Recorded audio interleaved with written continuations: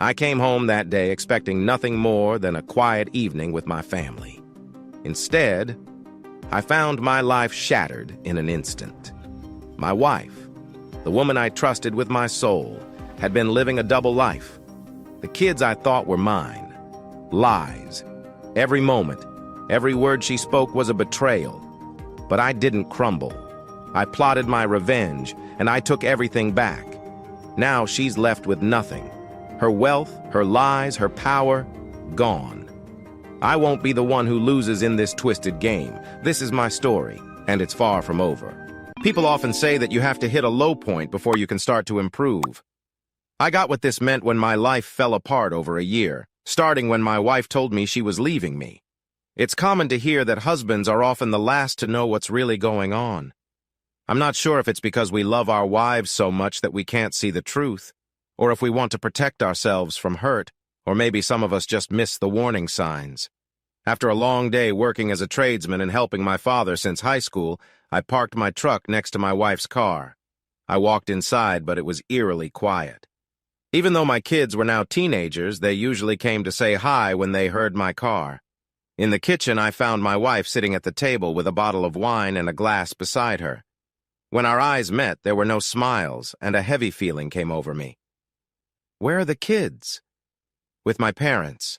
"Please sit down, Mark. We need to talk." Those words made me uneasy. They often meant tough conversations were coming. Deciding to tackle this head-on, I grabbed a drink from the fridge and sat down across from her. "Okay, go ahead, Carly. What do we need to discuss?" Next to her was a bag from work. I saw her take out a folder and slide it across the table to me.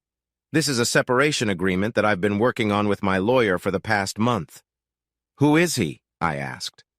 "Who is who?" she replied, trying to play innocent. I wasn't going to fall for that. I held her gaze and she looked away first. "I'm not naive, Carly. The reason for these papers is that you've met someone else. Do the kids know?" "They know I'm not happy in our marriage. They know they will be leaving." "No, they're not leaving." "Look at the papers, Mark. They are coming with me. That's why they're not here now. I know you will give me a hard time about it." The way she spoke made me hesitate. I suspected there was paperwork that allowed my kids to be taken from me without my say. "Who is he?" "I've never been unfaithful to you, Mark." "Don't try to fool me, Carly. You may not have been physical, but you've certainly moved on from our marriage in every other way." "Who is he?" She took a sip of her drink and then nodded. "All right, if you really want to know, it's Lucas." My eyebrows went up. I recognized the name. It all started to click. You see, I earned a good living as a skilled worker while my wife worked in an office as a personal assistant for a high-level executive at a big company. Even though we both had good jobs, we were still among the many people in Sydney who couldn't afford a home. The average house cost over $1 million, even in the suburbs, and when we added up bills, gas, school for the kids, and other necessities, getting a mortgage with a down payment felt almost impossible. Even family help wasn't enough to bridge the gap. We had been renting our current home for 5 years. We felt lucky that despite moving a few times since our kids were born, we had stayed in the same area. Life wasn't hard. We lived comfortably with our neighbors. While I was happy, I knew my wife wanted more. She had always cared more about material things than I did. Lucas Wilson was wealthy. He had known my wife for most of her life. They dated on and off in high school, but then he went to the United States for college, and I met Carly through mutual friends. There was a strong bond between us from the start, and it took only a few dates before we decided to live together. Within a year, we got married and welcomed a few kids while growing in our jobs. But I heard that Lucas had come back to Sydney after making a lot of money overseas. He started several businesses when he returned. It seemed like my wife was impressed by his success. "Looks like he thought he could win you over," I said. "Don't be too harsh, Mark. That's not like you." As I looked through the documents, it was what I expected. She would leave with half of our savings. That was a good amount of money, but still not enough for a down payment on a house that would give us a reasonable mortgage. We agreed not to touch each other's retirement savings. As we rented the place, there would be no dividing the house, and she didn't want any of the items inside, just asked for a few pictures of the children. The first surprise was when she changed back to her maiden name right away. I knew this would happen after a divorce, but doing it so soon made it clear to me that there was no chance of us getting back together. The second surprise was the order to keep away from her. I had never been violent with her during our marriage. I even disliked raising my voice, remembering a time early on when I saw fear in her eyes. I never wanted to go through that again. I was left thinking about how she had managed to get that when we had never had any fights before. The third surprise was that I would hardly see my children until we figured out who would take care of them. "How often will I see them?" I asked. "You will see them every other weekend. They will stay with you on Saturday night and come back Sunday by lunchtime." "This isn't fair," I protested. "You're using our kids against me. I'm just trying to keep them safe." "Safe from me? I've never hurt them." "We can't know what will happen now that I'm leaving." "Have you started seeing someone else?" "No, Mark. I would never cheat on you, but with this agreement, I feel free to move on, and I will be staying with Lucas starting tonight." "With my kids? You're bringing them to live with another man?" "They've already met him and—" I got up suddenly, feeling overwhelmed. "You really want to introduce our kids to another man before our divorce is even final?" She stayed calm while I stared at her, but I noticed her hand shaking a little, showing her nerves. "I plan to marry him once the divorce is done, and he will be their stepfather. I thought it would be good for them to start getting to know him now. We will also be changing their schools, so they will make new friends. This is just not fair. There's no reason to call names, Mark. I know you're upset." "Upset? That's an understatement. I can't believe this is happening." Each word showed how much I was hurting, and it hit me hard how much I had taken for granted until now. I walked toward the bedrooms. It was clear that most of the kids' things were already packed. When I stepped into our bedroom, I saw that all her things were gone. I sank down, unable to grasp how big this all was. I was surprised to find myself in a situation I didn't expect. She had moved from the kitchen to the living room when I got back. "You don't need to sign anything, Mark. The restraining order is already in place. If you come near my work, the school our children will soon attend, or Lucas's home, I will make sure you are arrested." "Who are you?" "I am finally getting what I want, Mark, and you can't stop me. Lucas and his team have made sure everything will happen as planned. You won't see the kids for a couple of months. This will help them adjust to their new home. My lawyer will reach out about when you can visit." With that, she took her handbag and left our house. I was completely shocked. Instead of following her outside, I called my parents. They had no idea what was happening, so it was a relief to know that my family had not betrayed me. My sisters were almost panicking when I told them what just happened. They promised to support me, even though they knew there wasn't much they could do except show their love. I hardly slept that night. The next morning, my father insisted I get into his car to go to the family lawyer. After we gave him the papers, he talked about how we could challenge some of what was written, but he also said most of it seemed reasonable. "Whoever your wife talked to knew what they were doing. There's nothing solid here, but as a woman, she only needs to suggest that she and the kids are not safe." "Even without any proof? No police report? Nothing from my kids?" He shrugged. "That's right. Sadly, just one claim can have serious effects and can be hard to undo. Even a completely innocent man can end up not being allowed to see his own children. I'm sorry, Mark. I'll help as much as I can. I just want to see my kids. I still care about her, but I think she may have moved on. She said her lawyers made these plans last month, so who knows how long she's had someone new in her life." I stopped to think, then asked, "What about the fact that she's already living with him?" "In Australia, it doesn't matter. She could be with someone else and it won't change anything. The judge might have his own views, but they won't affect the decision. There are rules for divorce." "So you're saying I'm already in a bad situation?" "I'll do my best to help you see your kids, but when it comes to your wife, the judge won't even suggest counseling since you've been married for over 10 years. You could ask for it, but to be honest, what would that do? She has already taken many steps to separate from you. She doesn't want to stay married to you." "Yeah, I know that now," I said softly. When I got back to our 3-bedroom house, I understood I was in a tough spot. I couldn't pay for the house on my own. I called the landlady and explained my situation. She was understanding, and we agreed that I would be moving out soon. She wouldn't kick me out since we had been good tenants. We decided to use the deposit we had paid to cover any rent if I had trouble with money. Since my wife had dropped this news on me on a Tuesday, I spent the rest of the week working and then coming home to an empty house. All my friends now knew what was happening. I felt happy when the doorbell rang on Friday evening.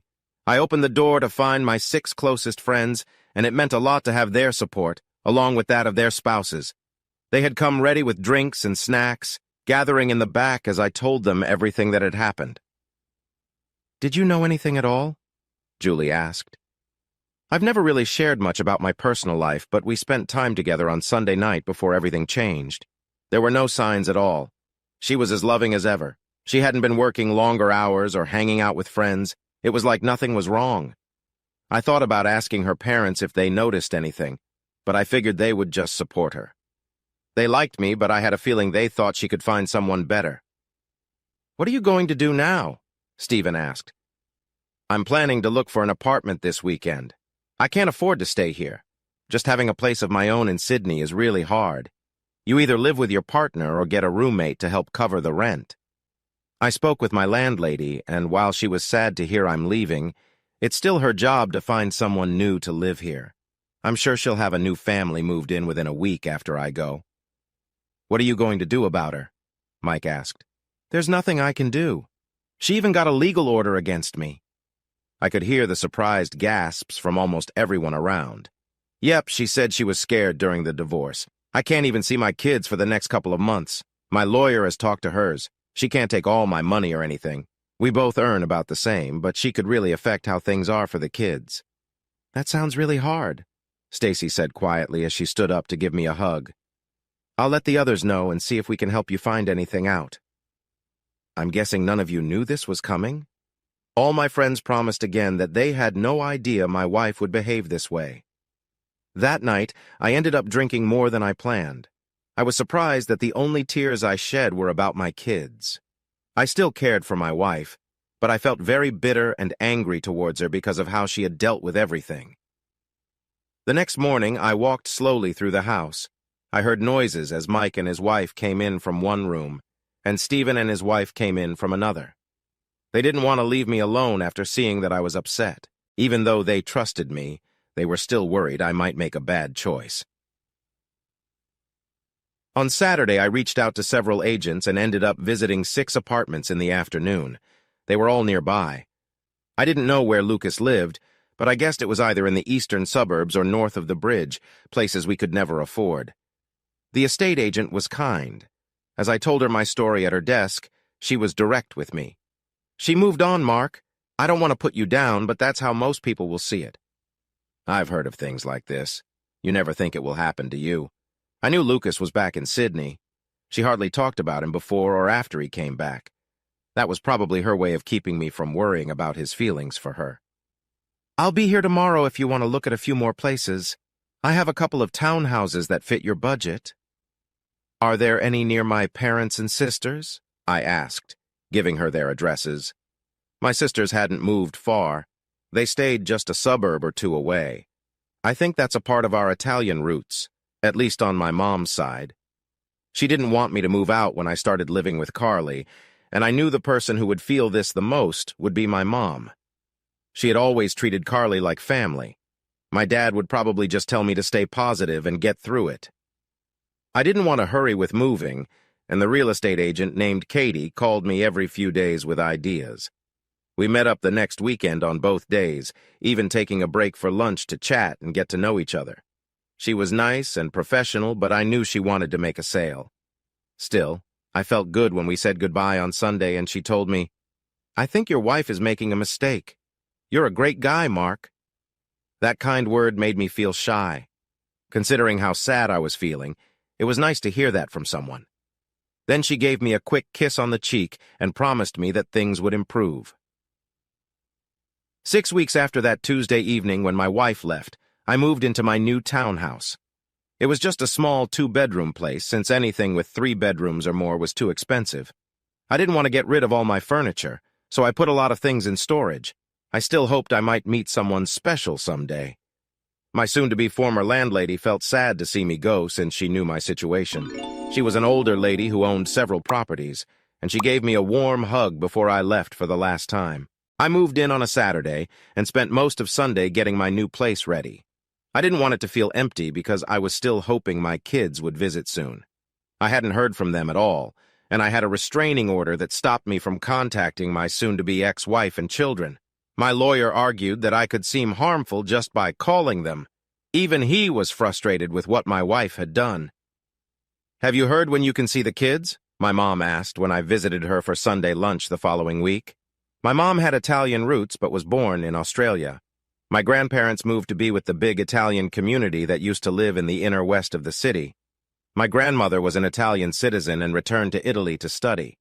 There, she met my father, who was one of many Australians traveling to Europe each year. They met in Turin, came back to Sydney together, got married in 6 months, and had 3 children. They were still happily married. Even though my dad could be grumpy sometimes, he really loved my mom, and it was clear that she was the one in charge. My lawyer told me I might finally see them next month, my dad said. "It's hard to believe," he continued. "No father should be kept away from his kids like this." Feeling helpless, he understood the situation as Mom called me almost every evening, likely to check on me. My fridge was full of all the meals she had made for me. I was in my mid-30s, but I was still her little boy. My sisters were always stopping by. They really cared about their older brother. 3 weeks later, I got a call from my lawyer. He told me I could see my kids the next weekend. We'd meet at a neutral place on Saturday at noon, and I had to bring them back by noon on Sunday. "That's not fair," I said. "I only get to see them for 24 hours. I'm their father." "I understand, Mark, but that's all that's being allowed right now. I can tell you she is going for full custody and wants to limit your visits." "I'm going to fight this, George. I want to see my kids more." "I know, my friend. But your wife has a strong case. They're using every trick they can. I'll help you as much as I can. Please, do whatever it takes." When I picked them up that Saturday, I noticed the change in their behavior right away. To my surprise, my wife was the one to bring them over. She stayed in the car, and I was glad she couldn't see my eyes behind my sunglasses. As they greeted me, I could feel the difference in our relationship. It was like a little thread that used to connect us had gotten weak. As I drove them home, I had to tell them that I didn't live in the old house anymore. When we reached the townhouse, I showed them around. They soon asked where they would be sleeping. "You can have my bedroom, Charlie," I said to my son, "and Jessica, you can take the other room." Neither of them looked very happy, but I understood. Charlie was 14, and Jessica had just turned 13. I hadn't even been able to wish her happy birthday when she became a teenager. I knew this place was very different from the home they used to know, and I didn't know how they were feeling about living with Lucas and their mother. It was all just so uncomfortable, and I did not like it. They were very polite to me, and I tried hard to keep them happy.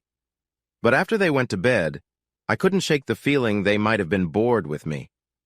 The next morning, I took them out for breakfast, and they smiled while staying polite.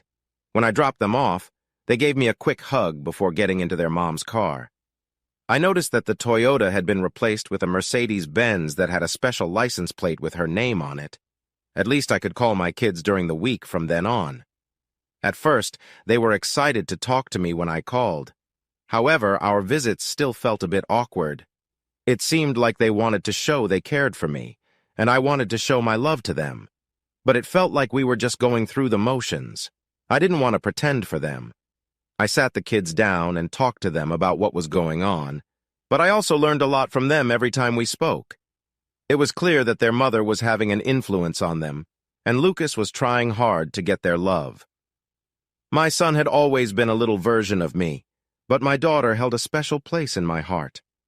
When I noticed she was starting to pull away, the bond we had fading week by week, I felt like I was losing not just my wife but my children too.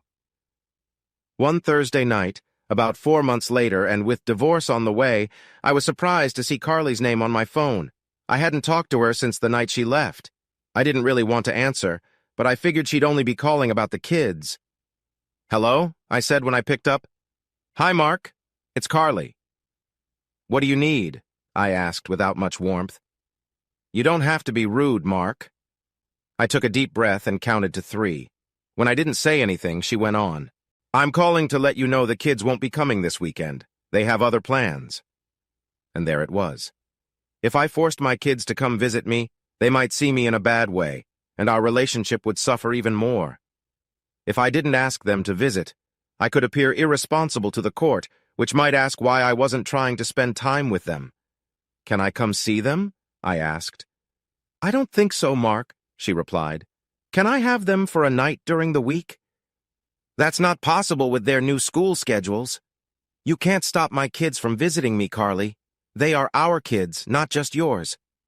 Jessica has a recital this weekend that she can't miss, and Charlie wants to hang out with Lucas instead." "What recital? Jessica hasn't mentioned anything about—" I paused and sighed. Carly hadn't shared any details about the schools they were attending. Charlie and Jessica rarely talked about their home life, even though I wanted to know more. Every 2 weeks, they hardly spoke when I visited. They mostly stayed in their rooms, only spending time with me when I took them out. "You can call during the week, Mark. Maybe they'll open up to you then." "I want to come to the recital." "That won't be possible. It's happening in Melbourne. We're flying down tomorrow night." "I can—" "No, Mark. You can't come because you weren't invited." I took a deep breath. "I see what you're doing, Carly. You're keeping me away from our kids." "I don't know what you mean, Mark." Then I heard a click. I realized she had hung up on me. I quickly called my lawyer, but he confirmed what I already feared. I could ask Carly to let me see my kids, but I knew it wouldn't be easy. I had to make a tough choice. I tried to talk to my kids almost every day, but I hardly saw them at all between that time and the day I went to court to finalize the divorce and custody plans. My kids didn't seem very eager to talk to me. Carly looked confident and put together. The divorce went as I had expected. We didn't have many things to divide, and what we did have was mostly kept by both of us. To my surprise, Carly gave me 80% of our savings, saying she didn't need the money. When it came to custody, my lawyer did everything he could to support my rights. When my wife decided not to ask for child support, I felt like she was making her final stand. "My client can provide for his kids," my lawyer said, "but he should also have a chance to see them without his ex-wife and her new partner interfering with their relationship." The judge listened carefully and then called my kids up one by one. My heart dropped as they shared how much they loved their mom and her new husband. They said they still cared about me, but it was clear they wanted to be with their mother more. Feeling crushed, I sank back into my chair. It hurt to know that no one can be forced to care for you, not even your own kids. I couldn't help but think that my wife's new partner had changed not just her, but also how my children felt about me. I knew about the nice house they lived in and the fancy school they went to. I had seen their pictures in local news stories and online.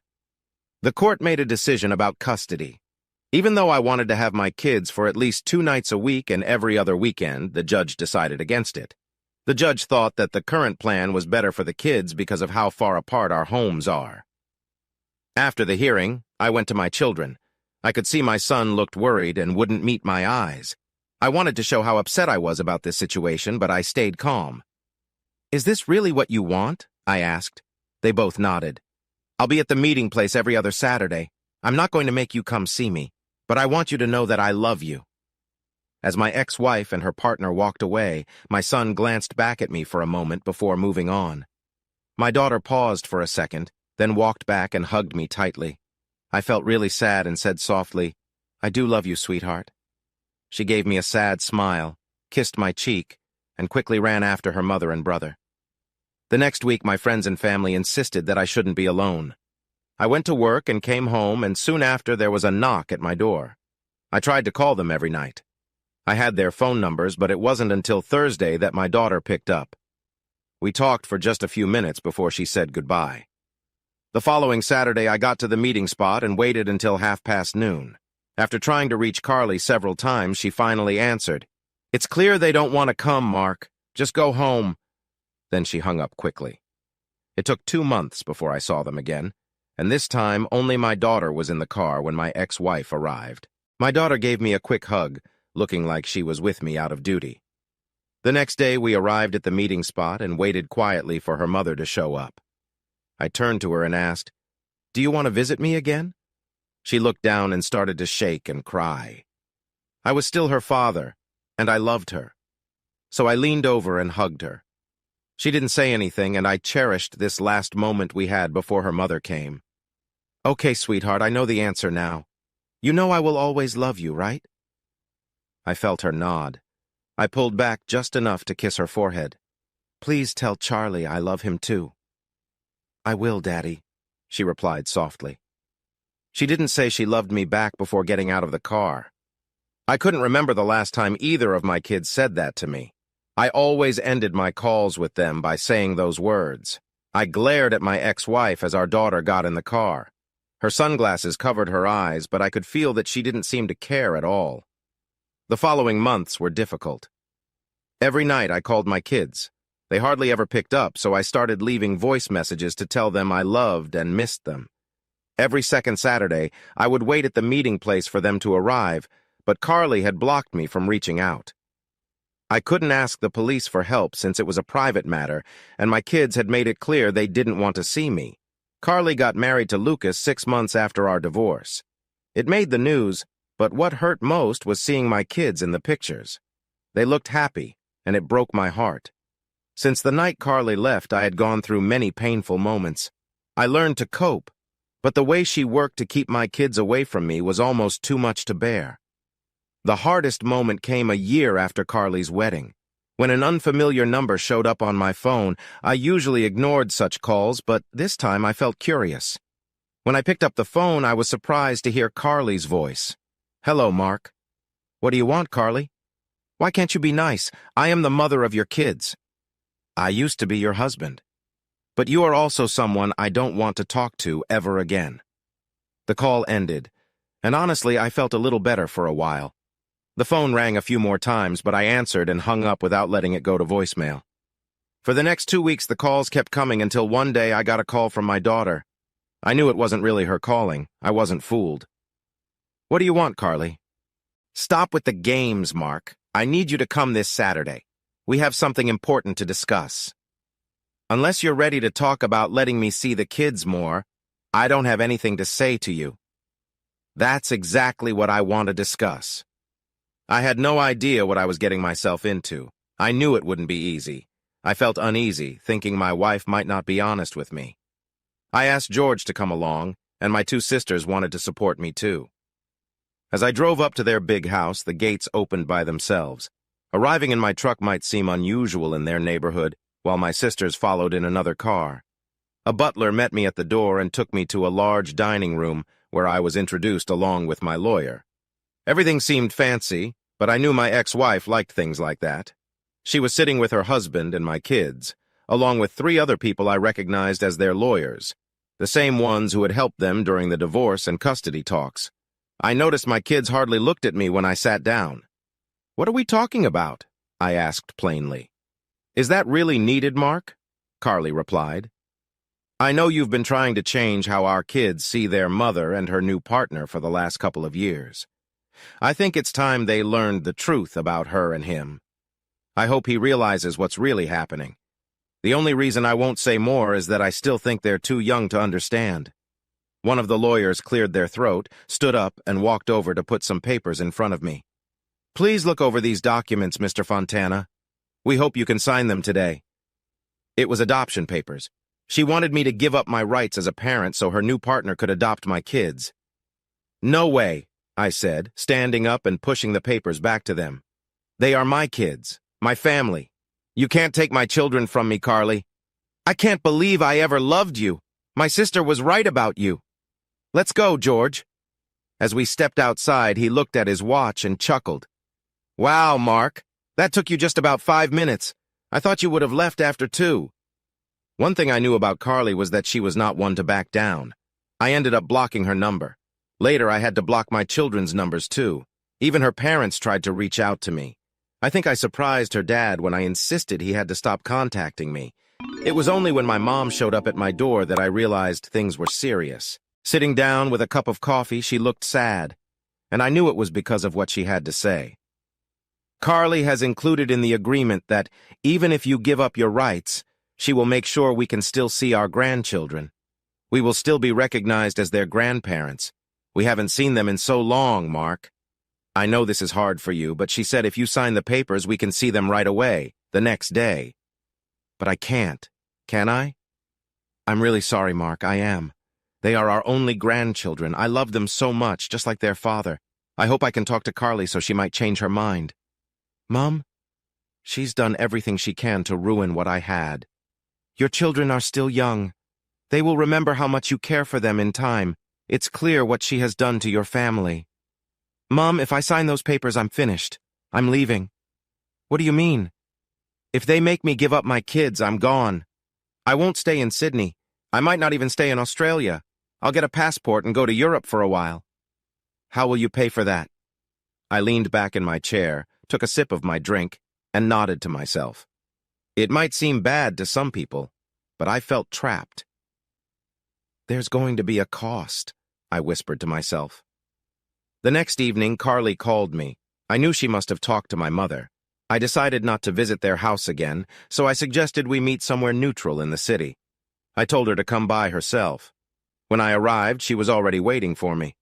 I walked in confidently, making sure to smile at the look of annoyance on her face. I sat down and stared at her. Let's get straight to the point, I began. As she opened her mouth to speak, I interrupted her. If you want me to sign those papers, you must agree to one thing. She looked surprised but didn't move from her chair. I want $500,000 for each child, I said clearly. What? She replied, shocked. $500,000 for each child. You want me to sign these papers? I want $1 million. $500,000 for each child you want me to give up. She thought about it for a few minutes, then took out her phone. I wasn't sure if she was calling Lucas or her lawyers. After a quick talk, she hung up and looked at me. Agreed. I was taken aback. What? No negotiation? Lucas wants to adopt them to make sure they have great chances in life. I want them to share their father's last name. It's hard for me to be Mrs. Wilson with my kids still having your name. The kids don't want anything to do with you anymore. That's because of you, Carly. What happened to you? I'm finally getting what I deserve, Mark. I want my children to have every chance to become good people. They will have the best that life can give.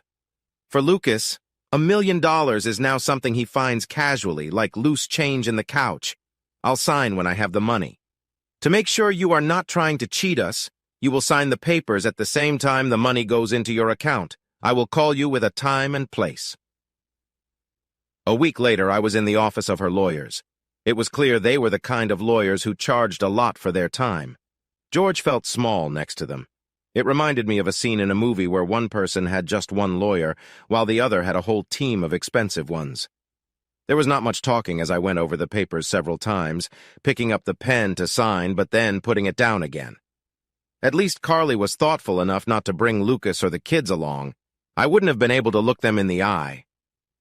All you need to do is sign this paper.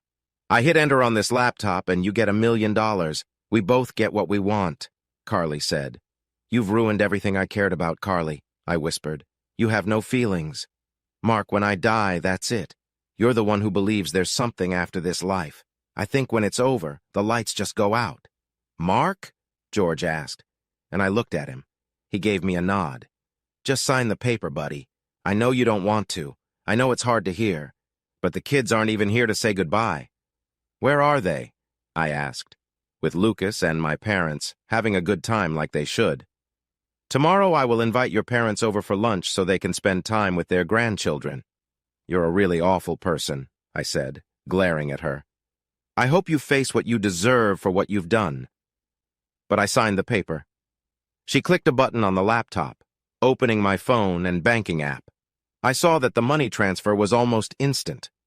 I felt ashamed, realizing how easily I could be persuaded, but I knew fighting against the adoption wouldn't have worked. It had been months since I talked to the kids, and even longer since I saw them. They had made it clear what role they wanted me to play in their lives. I threw the paperwork onto the table and stood up. I hope you all get what you deserve for what you've done, I said. But by signing that paper, I'll be right there with you. Maybe you'll have to explain your actions. George drove me home and said I didn't owe him anything. You're a family friend, and this whole situation has upset me. I want to give you some advice now, Mark, but I don't know what to say. Don't worry about it. I promise I'll keep moving forward. Good. I don't want to handle the fallout from anything serious. My parents came over the next evening while I was trying to recover from a bad hangover. My friends had come by the night before and made sure I drank too much. I woke up in bed with Deborah, who had just held me through the night, saying I was strong but that everyone has their limits. "How did they treat you?" I asked. "Not very kindly," Dad said. "It's clear that your ex-wife and her partner have done everything to make us feel unimportant to them now. But Carly has said we can stay in touch as long as we don't mention you." "I can't believe she's trying to push me out of their lives." Mom and Dad exchanged looks. "They are already calling him Dad," Mom said, wiping her eyes with a tissue. "I think they've been doing that for a while," I suggested. "What are you going to do now?" Dad asked. I said I won't stick around, and I mean it. "Mom, I'm going to get my Italian passport and leave for a while. I need 6 months to a year to think things over. Being here isn't helping me. You'll always have a job with me, son." "I appreciate that, Dad, but I really can't stay here any longer. I'm going to go to the Italian embassy, get my passport, book a flight to Italy, and then figure things out from there." It didn't take long to plan everything. Since Mom is an Italian citizen, it was easy for me to get the passport. It also helped that I could speak and read Italian. My grandfather had passed away when I was a teenager, but Nonna was still doing well in her late 70s. She could speak a little English, but she felt more comfortable speaking Italian. We learned the language so we could talk to our grandparents and other older family members who found English difficult. The day before my flight, I wrote 2 letters for each of my kids. In those letters, I shared my thoughts and feelings about everything that had happened. I didn't blame them for anything. I just wrote about my love for them. I wanted them to know that no matter what papers said, they would always be my kids, and my love for them would never change. I included 5 pictures in each envelope, making sure they were just of me and my children. Friends and family came to say goodbye. Before I left, I set up a couple of social media accounts so I could stay in touch with everyone. We took a lot of pictures together. It was hard to smile on what should have been a happy day, but I wasn't leaving for a good reason. I was just trying to get away. Maybe I could start fresh in Italy. Mom hugged me for what felt like a long time, her tears soaking my shirt. My sisters had already hugged me, dabbing at their eyes, while even my quiet dad had to wipe his face. I promised them I would come back one day. With my small bag in hand and my larger backpack already checked in, I wished my family and friends happiness and good health before I walked through security and stepped into a future I didn't know.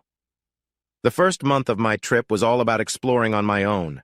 I flew into Porto after stops in Dubai and Lisbon, enjoying nearly 2 weeks in Portugal.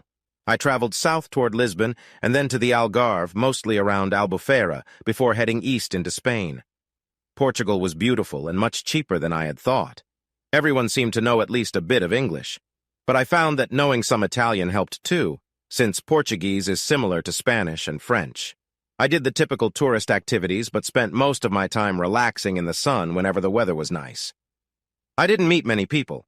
Even though I was on vacation, I was still feeling a bit grumpy about everything. However, I managed to smile for the few selfies I took, and my family and friends were happy to see the photos I shared. Southern Spain was different when I reached Sevilla. I had a great time there, enjoying the local culture and going to flamenco shows every night. From there, I traveled south to Cadiz and then crossed the border into Gibraltar. It was an interesting place, to be honest. It felt very British, but also had a true Spanish vibe. I decided to stay close to the coast and followed a popular travel route. Malaga, Cordoba, Granada, Almeria, Alicante, and finally Valencia over a few weeks. I wasn't in a hurry at all. I didn't drive because the train system in Spain was great. I traveled with a backpack and a small bag looking like a typical tourist. I often talked with other travelers, most of whom were teenagers or in their early 20s. Luckily, they were mostly looking for short-term friendships, which usually meant going out for dinner, enjoying tapas, and having some drinks together. Valencia was the first place I stayed for a longer time. I felt a bit guilty afterward because of our age difference. I knew her name and how old she was, but she seemed curious about me being from Australia since she had never met anyone from there before. "Are you planning to go to the UK next? Will you be leaving soon?" she asked. "I'm not sure," I replied honestly. "I plan to travel through France first, then Italy. After that, I haven't really made up my mind. I thought about visiting the Dalmatian coast in Croatia and maybe going to Greece to see a couple of the islands before heading north. I don't have any solid plans." Sally rested her head on one hand and looked at me with curiosity. "What's on your mind, Mark?" she asked, her gaze steady as if she could feel something was off. "You probably don't want to hear about my troubles, Sally. You don't really know me, but it's nice of you to ask. How much longer will you be around?" "As I said, I don't have any firm plans. I'm still figuring out my next stop." "Any thoughts? I could check out the capital, then go to Zaragoza before hitting Barcelona, or I might head to Ibiza and mingle with the younger crowd." "Do you enjoy dance music?" "Not really." "Then I would stick with your first idea. Unless you enjoy party scenes, Ibiza will be a lot of fun." "No, I like to keep things simple. I haven't done much." I was surprised when she snuggled up next to me. "I'm here for 2 more nights. My friends are probably busy, so maybe I can stay with you until I leave." We spent the rest of the day learning about each other. Since she seemed interested, I told her a bit about my travels and experiences. I found out she was still in college, showing how much younger she was than me, but she was great company and just what I needed. We had such a good time that I ended up going to the airport with her. She was returning to Birmingham while I had a short flight to Madrid. She gave me her number, and I shared the number I'd gotten in Portugal. She smiled and told me she would definitely keep an eye on my social media. Madrid turned out to be more exciting than I thought. Zaragoza was a nice surprise, but Barcelona was crowded with tourists, and for the first time I felt a bit out of place. I paid attention to the local issues after researching each place I visited. When I noticed that even the staff serving me seemed unfriendly, I decided to leave early and headed into France. "What brings you to Toulouse?" my host, Michel, asked as we sat down to enjoy a bottle of wine.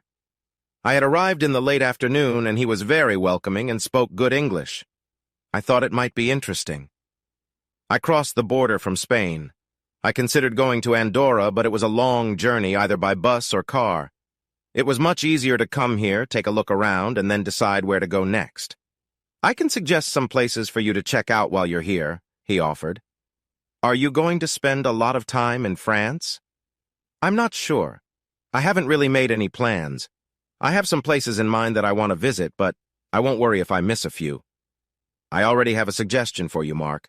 Rent a car and really explore the area. If you want to see everything in France, drive west to Bordeaux, then go up north to Paris. After that, you can travel south to the Mediterranean. What will you do after France?" "I'm going to Italy. That's where my mother and her family are from. I'll probably stay there for a couple of months before I move on." While I was in France, I found out that even though they might not really like the British, they really enjoy spending time with Australians. I thought people might find us as rude as some say about the Brits, but everyone I met was nice. They seemed to like my tries at speaking French, even though I found it easier to read because it reminded me of Italian. I quickly saw my idea was right when I got to what I called the most French city, Orléans. I found out right away that it's not pronounced like how Americans say New Orleans. It said Orly-ons. I found it funny that, after saying hello to my host, I realized they probably don't get many English-speaking visitors. Almost everywhere I went, someone wanted to practice their English with me. I had heard that the French don't like to speak English, so I was surprised but also laughed at my new popularity. The first funny moment happened when I sat down in a restaurant. I had a hard time trying to order food. A waitress finally motioned for me to wait. Then another woman came over and sat down next to me. "Are you English?" "No, I'm Australian." Her eyes sparkled with curiosity, and I couldn't help but smile. "Australian? And a handsome man, too?" She glanced over at her coworker. "Claire, you should try to learn English." Laughter filled the air, and I felt a few people look my way. "Did I catch your attention?" "I think you're the first Australian I've met since moving here. I went to university and never wanted to leave. We sometimes see Americans, but mostly folks from Europe. What made you come here?" "Joan of Arc." She smiled and touched my arm. "You like our history?" "Absolutely. My mom is Italian, so I know a lot about history. I plan to visit Italy someday." She extended her hand. "I'm Juliet. I'm Mark." I ordered my drink and noticed she often returned to my table whenever she had a moment to talk. Since she wanted to practice her English, I told her it was great that she was trying to improve, even if she didn't get to practice often. "I would like to keep practicing if you're free when I finish my work," she said. My surprise must have shown on my face because she laughed at my reaction. "How long are you in Orleans?" "Probably just a few days. I rented a car, so I thought I could spend some time exploring the city before I go on a trip or two." "Have you been to Paris yet?" "No, I'm planning to go there soon before I head back south." We found a cafe where we sat outside, enjoying a drink and talking about our lives. She smoked, which I usually didn't like, but she was quite attractive with her long brown hair and beautiful brown eyes. She had a classic French charm. I was surprised that she seemed interested in me, and I finally told her so. "You are here for a few days, right? Do you want some company while you're here?"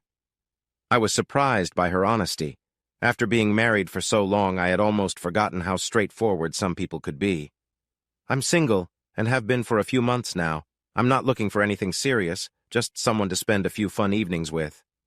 I ended up spending a week in Orléans with Juliette. When I told her I had met someone new, she smiled and said I could leave my things there since it was a good spot for a break during my adventures. Sally was enjoyable for a couple of nights. Juliette felt like a short romance. She even took some time off just to be with me. I was a bit surprised, but she really wanted to enjoy our time together. On the third day, as I drove us to the city of Tours, I told her everything that had happened. I still felt a bit ashamed about my kids, but when I parked the car, she took my hand and gave me a hug. "You are not a bad man, Mark," she said kindly. "It sounds like she did what she needed to get her way. You're only hearing my side, and I'm trying to be fair." During our first 2 nights together, we just shared a bed and cuddled. We liked spending time together, and it felt nice to have her close. On the third night, we went out for dinner at a restaurant, and she mentioned that there was a bottle of wine waiting for us at home. While that was true, the bond I felt with Juliette was different from my past experiences. My time with Sally had just been about having fun, but with Juliette, it felt much more serious, and it made me a little nervous. However, my 5 nights with Juliette also began the healing I really needed. On my last night, we spent the day in the town of Blois before heading back to her apartment, where she made dinner for us. "I know I won't see you again, Mark. Would you like to keep in touch? Will that be too hard for you? You have no idea how much this week has meant to me, Juliette. I will remember the time we shared for the rest of my life." With my Italian passport, I could have stayed with her, and as she fell asleep by my side, I thought about it a lot. But even though I really liked her, I knew I couldn't stay in France. I was still Australian, and I missed my family. Not enough to end my holiday early, but I knew I would go home eventually. The next morning, she walked with me to my car, which I had already packed. We hugged for a long time before saying our goodbyes. Neither of us wanted to part. "Do you really have to go?" she asked softly, resting her hands on my chest and looking up at me. "If I stay longer, it will be hard for me to leave, and I promised I'd go home eventually," I answered. "Can you come to see me after your time in Paris?" "I think I can make that happen. I can't take another week off work, but I usually only work days and then a night shift on Saturday. I believe we can figure it out." I spent 5 days in Paris, including a trip to Versailles to see the beautiful palace and gardens. Paris wasn't as bad as I had expected. I had heard some mixed stories. My limited French mostly made people smile or chuckle, but almost everyone was kind enough to switch to English once I tried. As I walked along the banks of the Seine, taking in all the sights of Paris, I felt a deep sadness for the first time. I had no love left for my ex-wife. She had completely shattered that after everything that happened. But sometimes I found myself wondering, what if? When I got back to Juliette, she was so happy to see me that I felt exhausted by the time we finally went to sleep that night. The week we spent together was just as wonderful as the first time, but I tried my best not to get too attached too soon. Still, I couldn't shake the worry about the bond we were building. On the night before our last together, she shared something important with me. "I found my ex-husband with my best friend," she said softly, her fingers gently moving over my chest as we enjoyed each other's company. I looked into her eyes and saw that she was trying not to cry. It was clear that the hurt was still very real for her. "Our divorce was finalized 2 months ago. I know they are planning to get married next month." I held her close, knowing that nothing I said could really make it better.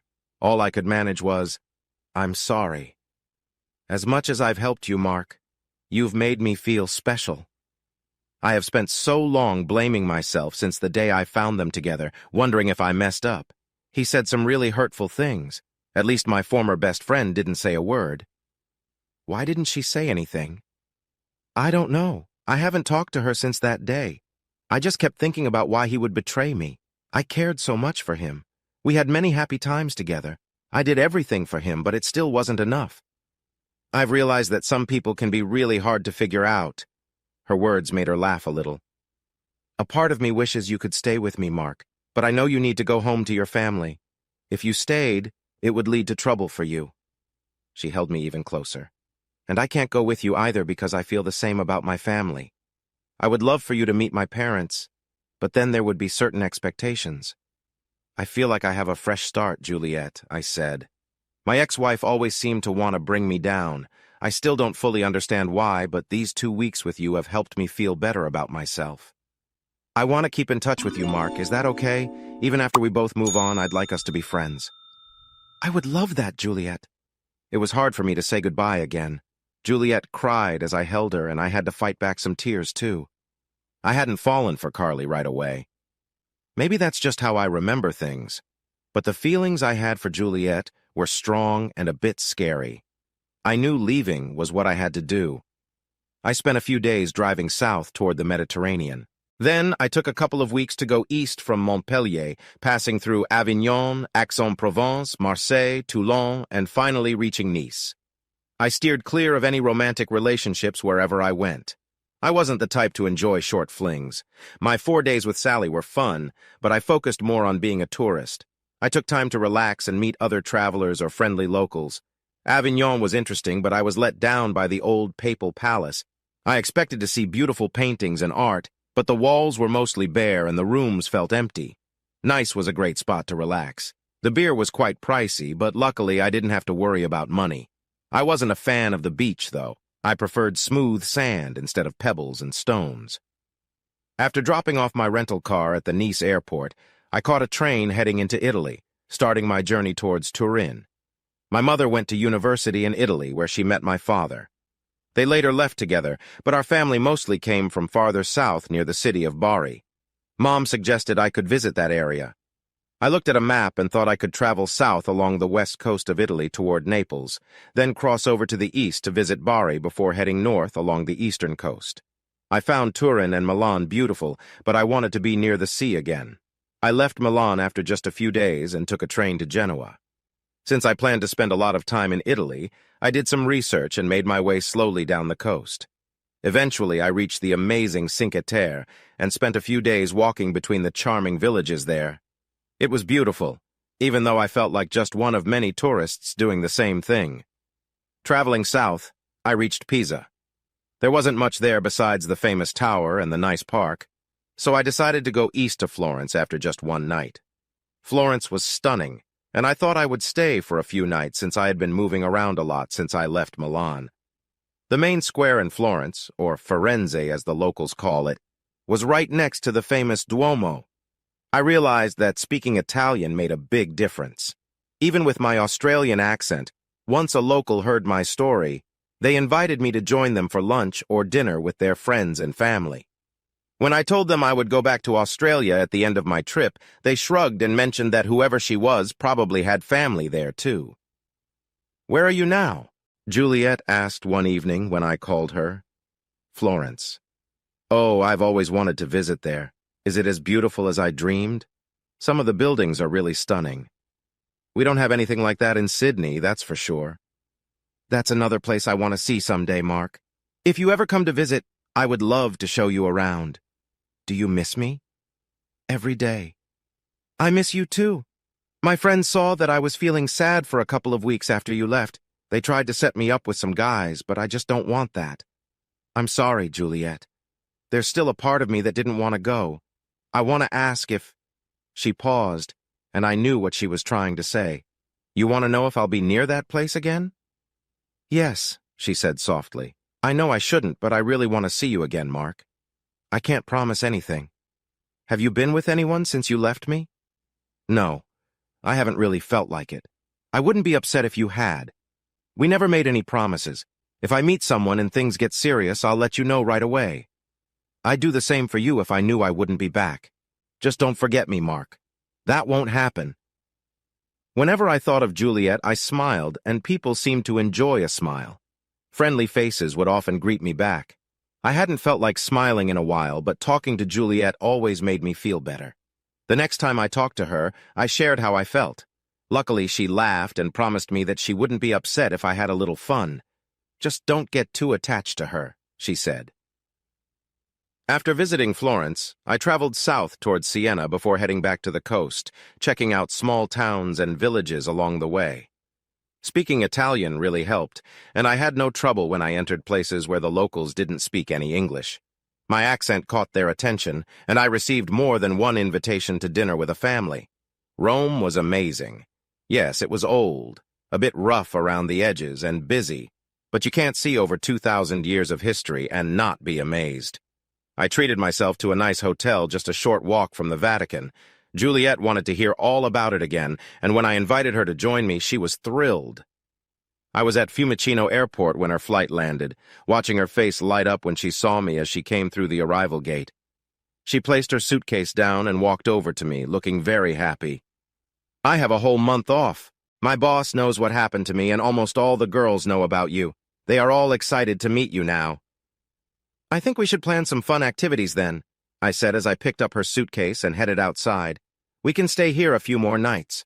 After that, we would head north to Verona and Venice, rent a car to drive along the Dalmatian coast to Dubrovnik, and then spend a week or two in the Greek islands. And then you're coming back to Orleans with me, Mark? Juliet didn't want to explore Rome that night. She just wanted to relax in my hotel room. Once I put her suitcase down, she changed into something more casual, smiling at me.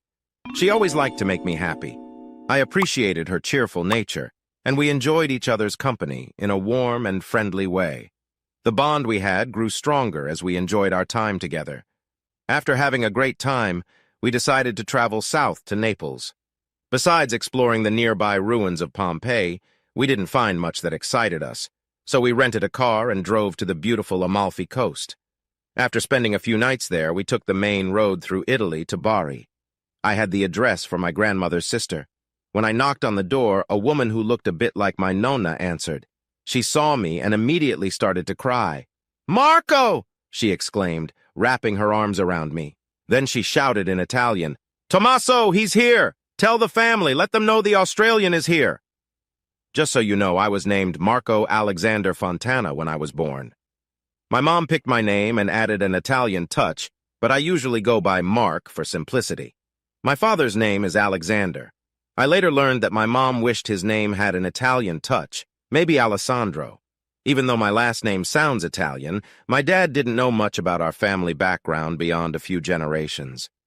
Maybe he had some Italian roots himself. I was pulled inside by my nonna's sister. Soon the house was filled with my extended family. I met cousins, aunts, and uncles I had never seen before. During all this, I introduced Juliet. When someone asked who she was, she took my hand and smiled. "I'm his girlfriend," she said in English. I looked at her and smiled back. "Am I wrong, Marco? Looks like that makes me your boyfriend then." Just one day after arriving in Bari and meeting everyone, my phone rang early in the morning. I checked the screen and saw my mom's name and her picture. Juliet stirred awake as I laughed. I pressed the green button and held the phone to my ear while Juliet cuddled up to me. "Hello, Mom," I said in Italian. "Marco, what is this I hear about you and a girlfriend?" Oh boy, I knew I was in for it. When Mom got upset, she switched to Italian. I could picture her waving her hands just like she always did. It usually made my dad laugh and helped ease the tension. "Who told you?" I asked. "That's not important. Why am I always the last to know about these things?" I couldn't help but smile and replied, "And how is it that you're last, Mom?" "Because the only reason I know you have a girlfriend is that my sister heard from her aunt that you're in Bari with a girl you're calling your girlfriend now." "It's all happened so fast, Mom. I haven't really had the chance to call home. The people here are really welcoming." She paused, and I could sense my dad was reminding her to take it easy. "So she's the French girl you met?" "Yes, Mom." "Oh, I was hoping you might find a nice Italian girl to bring home." I wrapped my arm around Juliet. Sorry to let you down, but I think I'll keep my French girl for now. Juliet smiled at me, understanding part of what I said. I know you're going to keep traveling, but when do you think we could meet her? Tell you what, Mum, we'll probably be in Croatia soon, and I plan for us to just relax on the beach and enjoy the sun, sea, and sand. I'll set up a Zoom or Skype call so you can at least chat with her if you want. Okay, she is very lovely. I know, Mom. Is everything okay there? No problems here. Your dad and sisters all say hello, and your sisters really miss their big brother. Want to hear about Charlie and Jessica? Sure, what are they up to? Well, we saw them the other week. It's unfortunate that your letter to Charlie didn't change much, but Jessica, she's young, yet she already feels regret. I think it might get tougher for her as she grows older. She pulled me aside and asked if you could let her join one of your social media accounts. I'll think about it, Mom. I know it still hurts, Marco. Just remember, she will always be your little girl. Carly might have some legal papers saying different things, but once she turns 18... Do you really think that? I'm not sure. Carly has kept her word that we can stay in touch. She usually gives us some space when we visit, although she is friendly. Charlie doesn't seem very interested, but Jessica wants to be closer to us now. Keep me updated, Mom. I will. I need to hang up and talk to the other family there. No matter what, it looks like you're enjoying your travels. Your sisters are both very envious. After hanging up, Juliet came to sit next to me, looking thoughtful. I could mostly keep up with what was being said. I'm guessing your mom is curious about who I am. Yeah, news travels fast from Italy to Australia these days. I didn't mean to put you in a tricky spot about your friend. Are you saying you don't want to be my friend? She smiled shyly right away. Juliet, I'm willing to try to make this work if you are. The only issue I have is that I'm not sure I could stay in France forever. So how would I go to Australia with you? Well, since I'm an Australian citizen, the best way would probably be, Her eyes got big as she likely realized why I hesitated. Oh, I'd need to marry you? Yeah, and one of my friends married someone from another country. It took him a couple of years to get everything figured out. Getting a temporary visa was easy, but getting her to stay for good involved a lot of steps. Basically, it's to prevent people from marrying just to help one partner move to another country. As we relaxed together, I gently touched her shoulder while she said, It feels a bit scary to talk about these things already. I get why you might think that, but since I have an Italian passport, I can stay in France as long as I want to be with you. Really? You'd do that? She asked softly. I still want to travel for a while longer. Is there any chance you could make your trip last a bit more? I could call my boss in an hour and let her know I won't be coming back for a while. There are plenty of jobs like mine available. If I tell her what's happening, she'll be happy for me and promise me a job when I come back. We stayed in Bari for almost a week. I liked being with my family, even if they were far away, and Juliet was having a great time with me. With a bit of sadness, we finally left. We drove along the coast and stopped briefly in Pescara and Ancona before joining other travelers in Rimini. I liked seeing Juliet in her swimsuit as we enjoyed the sun. Being from Europe, she felt comfortable in beachwear. Our time together was fun, and we were getting closer each day. Bologna was another interesting city where we spent a few days exploring. We had to visit Verona, especially since Juliet shares a name with it. Even people in France learn about Shakespeare. At last, we reached Venice. Yes, it was crowded, and everything cost a lot, but there was still something special about the place. Gondola rides were costly. I paid for a few because Juliet thought they would be charming, but the prices were quite high. Getting to Croatia was an adventure. I first thought we would need to drive north, but after looking into it, I found ferries that crossed the Adriatic Sea. While I liked Zadar or Split for exploring the Dalmatian coast, we found a ferry to Pula that ran almost every day, with a bus or rental car available from there. Rental car, Juliet said when we got off the ferry in Croatia. Do you really want to spend hours on a bus in this heat? If I had been alone, I might have taken the bus, but we found many rental car options near the ferry terminal. In just a couple of hours, we were on our way to Rijeka and then onto the highway heading south. Some parts of Europe I had visited were beautiful, but nothing was as amazing as the Croatian coast at the end of summer. The skies were bright blue, the sea was clear, and the sandy beaches were golden. The people were very friendly, and it was cheaper than other places I had been. We did visit some popular tourist spots, but we spent most of our time in smaller beach towns. I was surprised by how many languages the Croatians spoke. Besides their own language and English, many could also speak French, Italian, and German, and some even knew a bit of Spanish, Portuguese, and other languages from the Balkans. "I don't want this to end," Juliet said softly, snuggling up to me as we enjoyed a sunny afternoon on the beach. We both had nice tans, and even though we enjoyed the good food and drinks, we made sure to stay fit by finding a gym or going for morning runs.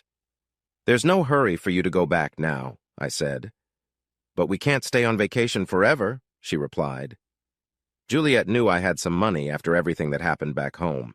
She didn't blame me for making the choice I did, given the situation, but I understood that $1 million wouldn't last long. Since I was mainly taking care of both of us, as Juliet didn't have much saved up, I found myself spending more than I expected. I didn't mind because every dollar I spent felt worthwhile, but I also wanted to think about settling down after all this. $1 million Australian dollars isn't as much as people might think it is. "We'll finish our time in Croatia and then go south to Greece," I said. "We'll visit Athens and a few islands to enjoy the last warm days before autumn arrives, and then we'll fly back home." She raised her head at the word home. Home. "My home will be with you, Juliet." "I love you," she said softly. It wasn't the first time she had said it, but this time I really felt it.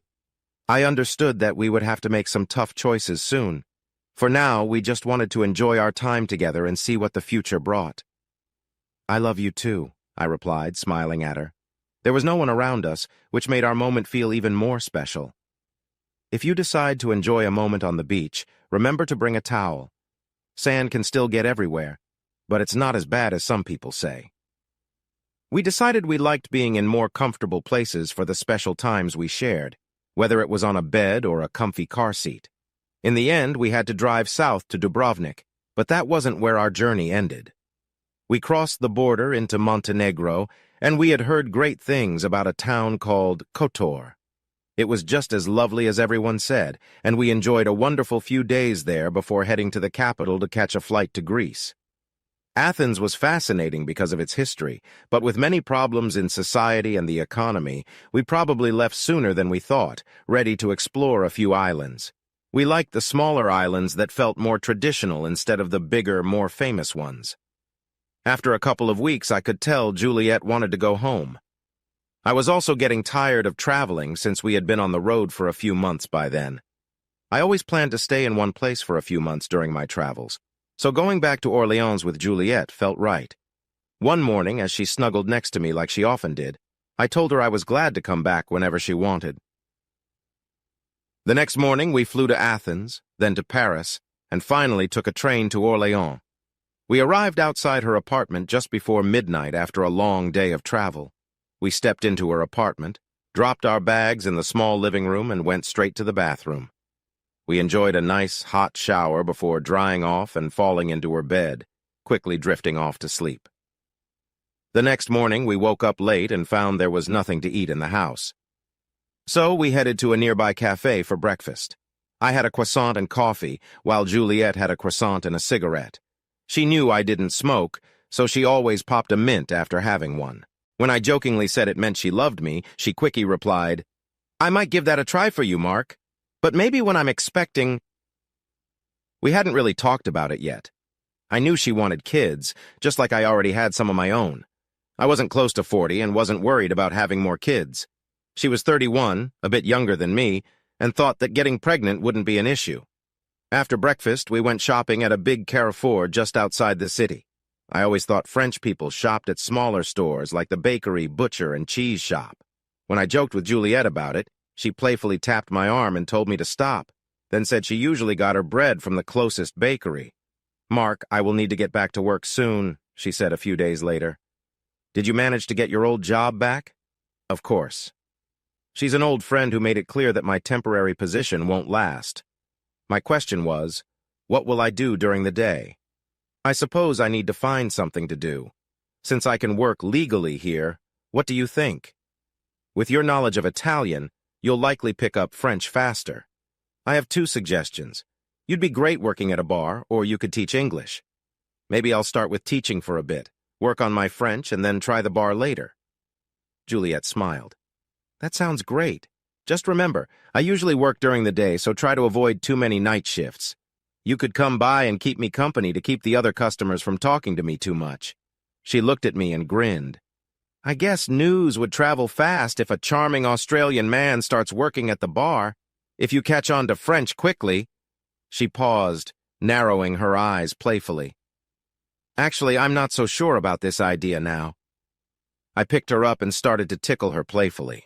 We ended up laughing a lot together. We forgot about work and focused more on enjoying our time together for the rest of the day. Since she would start her new job the following Tuesday, and her restaurant was closed on Mondays, she felt a bit nervous on Saturday. As we rode the tram to her parents' house for lunch, she squeezed my hand tightly. I understood why. I was the first man she was bringing to meet her parents after her divorce. I had heard that her father was friendly and would welcome me, but that her mother might be a bit tough before she accepted me. We walked down a typical suburban street in a French city, with small houses on either side and cars parked along the road, leaving little room to move. I opened the small gate and followed Juliet down the path until she reached the front door, where she called out, "Bonjour!" Her father came out from a room, and his face brightened when he saw his daughter. He wrapped her in a big hug, and they talked in French for a few minutes. After that, she stepped to his side and said, "Papa, I want you to meet my boyfriend, Mark. Mark, this is my father, Henri." He extended his hand, and I shook it with a smile. "Nice to meet you, Mr. Renard." He quickly waved his other hand and said, "No, please call me Henri," in English. I could tell he wasn't fully fluent, but since I spoke French, I think he appreciated my effort. Soon after, Juliet's mother came in from what I guessed was the kitchen, wearing an apron over her blouse and skirt. She hugged Juliet tightly, and I smiled at the warm love between them. To my surprise, Juliet's mother greeted me with open arms. She stood in front of me, small like her daughter, and looked me over for a moment before breaking into a smile. "I'm so happy to meet you, Mark. I'm Georgine," she said. "Juliet has been messaging us almost every day while you were away. Come in, come in. You both must be hungry. Would you like a drink? Do you like wine? French wine? Or maybe you prefer a beer?" As I was guided to the dining room, Juliet gave me a playful but happy look, while I heard Henri chuckling to himself, probably surprised by how friendly everyone was. I finally found my voice and politely asked for a beer. A bottle of a well-known Belgian beer was quickly placed in front of me, along with a glass. Juliet, her mother, and father started chatting in French for a few minutes, and I could tell I was the subject of their conversation, as Juliet blushed a few times. Then Henri asked an important question. "How long do you plan to stay in France?" "I'm not really sure, to be honest. I think it could be a long time, but it all depends on what happens with Juliet." "What do you mean?" Georgine asked, curious. "Well, when we get married, I wonder if she would want to come to Australia with me, but I know she is your only child." "You've talked about marriage?" her mother said, trying to hide her smile. "We just spent a couple of months traveling together, Mom," Juliet said. "Sure, it's different from living at home, but considering how stressful traveling can be..." She paused and sat next to me, putting her arms around my shoulders. "What matters is that we're together right now, and I love him." Lunch was wonderful and very filling. Her parents asked me many questions. I wanted to be open about my past marriage and the fact that I have children. Juliet took some time to help explain everything so that everyone understood what had happened. Georgine spoke a few words in French that didn't need any translation, but her gentle touch on my hand showed that she understood my feelings. As we were leaving in the early evening, her father shook my hand, and her mother pulled me into a warm hug. She asked me to bend down and whispered a simple sentence in English. "Please take care of our daughter." I promised her that I would do just that. 2 years later, I had grown to love little French cafes. It was nice that I now spoke some French, even if my accent made people smile sometimes. Knowing more than one language had its perks. Once I felt comfortable with my French, I decided to keep teaching English. I wanted to help people of all ages, not just kids. I found it very fulfilling. Juliet was seated next to me, holding my right hand with her left. On her ring finger were 2 shiny rings, each with a sparkling diamond. When her warm brown eyes looked into mine, I felt a wave of love that I couldn't forget. Before I asked Juliet to marry me, I spoke to her father, unsure if that was the right thing to do. Her mother was thrilled and appreciated it too. The morning after I proposed, I believe everyone in Orléans found out about our engagement within 2 days. I shared the news with my parents about my proposal and my wish to marry Juliet soon. I paid for their flights, as well as for my sisters, their families, and some friends to come to Orléans. It had been over a year and a half since I had seen my family in person, and they were excited to make the trip to Paris. What made everything even more wonderful was that my mom instantly loved Juliet. "I like her more than your last partner," she whispered to me just a few days later. "I grew up in a Catholic family like my mom, but I didn't follow those beliefs anymore. Juliet didn't practice any religion, so I was happy to have a simple wedding with her. All my friends really liked Juliet, and her friends thought I was great too. It was also nice to see distant relatives come from Bari to celebrate with us. My mom was so happy the whole time." At the reception, there was a special moment. Juliet stood up while I was giving a toast. She took my hand and placed it on her belly, smiling at me. It took me a moment to understand what this meant before my mouth dropped open. "Really?" I managed to ask, and she nodded quickly. "Are you sure?"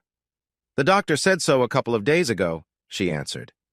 When our daughter was born 6 months later, I had talked with Juliet about choosing a name that showed her French heritage.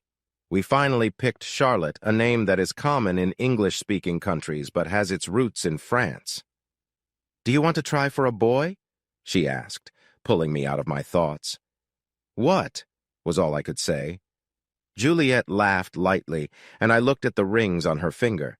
She really didn't know how much I cared for her, how happy I was to be with her, and how her support had made me feel whole again. I had told her this before, but I was still hurting the day I first met her. She took my hand and leaned in closer to me. "My parents asked if we want to have more than one child," she said. "They love taking care of Charlotte, but are curious if we'll have another.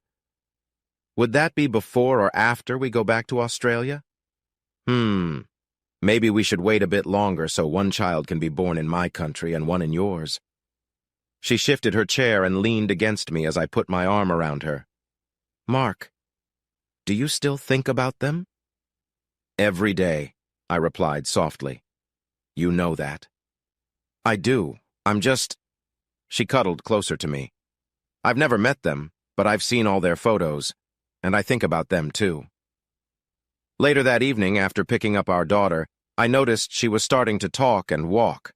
Our plan was to raise her to be bilingual, teaching her to speak French at home, even after we moved to Australia. I was also considering teaching her a bit of Italian. We were steadily getting ready for my return to Australia. Juliet would get a temporary spousal visa before we could make it permanent. I planned to return a couple of months early to find a place for us to live. I wanted to rent for a month or two before she arrived, and then we could start looking for our own home. My father told me I could easily go back to my job as a tradesman once I settled in. I had loved living in France. Before we got married and had kids, we took trips to a few other places I wanted to see, usually for long weekends. Once I learned some French, I really enjoyed driving Juliet through the French countryside. We would stop in charming towns and villages, and it was fun to see people's reactions when I spoke French with my Australian accent. It often made everyone laugh. Juliet owned the apartment and didn't want to sell it, so we decided to rent it out. Although we would probably go back to France to visit, her parents were getting close to retiring and wanted to come after us. I had told them not to move to Sydney, but to consider living somewhere in the north or down south instead. I shared many ideas with them, but they planned to follow us in a couple of years. A few months before my departure, while lying in bed, I asked, "Are you still sure about moving?" "Absolutely. I love France, but I'll miss my friends a lot. My family is really small. You have a big family, and I liked your friends when they visited. And when my parents move here, I think I will be okay. If it doesn't work out, we can always come back." She raised her head to look at me. "You really mean that, don't you?" "Of course. I love you for wanting to go with me, and I understand what you are giving up to do it. I enjoy living here too, but I do miss home." I know you'll feel the same way after a few years. Maybe, but I'll have your family, my family, our friends, and so much more to help me not feel lost. The most important thing is that I'll be with you, Mark, and our child will be with us. That's what truly matters to me. I just want us both to avoid big regrets. When I feel down, I can talk to my husband, and I know he will make me feel better. Hugs and cuddles, and snuggles when we relax at home. I really enjoy cuddling with my husband. And they say men only think about one thing, Juliet chuckled, finding it funny. I think I've shown since we met that I love being close to you just as much as you do, Mark. They often joke about French men being romantic and great partners. Or is that about Italians? Anyway, it seems like French women don't get enough credit. Or maybe you just found the right one. She left a sweet kiss on my lips. It was no surprise when she laid back with a smile that shone bright. Even after months of dating, planning for our wedding, and over a year of being married, it felt like we were still in that special early stage of our relationship. Sometimes I was a bit overwhelmed by how much I cared for her. There was still a tiny part of me that remembered what happened with Carly, and I worried it could happen again. I truly believed Juliet would never hurt me like that, and I trusted her completely. I hated having those doubts when I knew I should feel secure with someone I loved. The day I flew from Paris back to Sydney was emotional for everyone. Her parents were with us, and I hugged her mother and shook hands with her father. They were both really excited to come to Australia. They had done a lot of research and made plans for the places they wanted to see when they got here. I hugged my daughter and wife, trying not to get too emotional. My daughter was a bit confused about why Papa was leaving for a bit, but she would join him soon with Mama. "Marco!" Mom called out when I stepped into the arrivals hall at Sydney Airport. She hugged me tightly for a long time. I comforted her, and then she kissed both my cheeks. After that, I turned to my two younger sisters who were happy but also had tears in their eyes. Finally, when I could, I shook hands with my dad, and then he pulled me in for a hug, too. "I missed you, Dad," I said. He cleared his throat and put a hand on my shoulder, showing his love without needing to say much. Spending 2 weeks at home with my parents was really special. My two sisters came over nearly every night. They sat with me on the couch while I shared stories about my travels in Europe and my time in France. But this also reminded me that I needed to find a home for Juliet and my daughter. I kept in touch with my wife to make sure I found a place that would make her happy. In the end, she told me she trusted me and that we would be renting for a little while. She knew about the money I had saved, and my financial advisor had helped me make smart choices with my savings. Remembering that I had furniture in storage after moving out of my old townhouse, I found a rental place not too far from my family. I wanted everything to be ready for my wife and daughter to arrive. I felt excited on the day they were flying in. When my wife walked through the door and my daughter was sitting on their trolley, she stopped as my daughter jumped off and ran into my arms. Juliet was overwhelmed with joy as she hugged me tightly. "I missed you so much," she said excitedly, "and I love you even more." "I love you too, sweetie," I replied, giving my daughter a playful tickle. "And I missed you just as much, my dear." I took them to the home I had found for us. Thankfully, Juliet loved it right away. She explored each room of the townhouse and then went to see the backyard. The nice thing was that she arrived in late winter, so the weather was pleasant. I had told her that summers in Australia could be very hot and humid. The house had air conditioning throughout, and I was getting a new truck for work. I had savings set aside, and I had talked to Juliet about her staying home with our children for a while, at least until they started school, but we hadn't made any final plans yet. The next day we visited family, as Juliet and I had a lot of catching up to do. After Charlotte was tucked in for the night, we had a nice time together. The next morning, she snuggled up to me and mentioned feeling a bit sore, joking that we might have a fun evening ahead. Having my wife and daughter back with me was a real pick-me-up.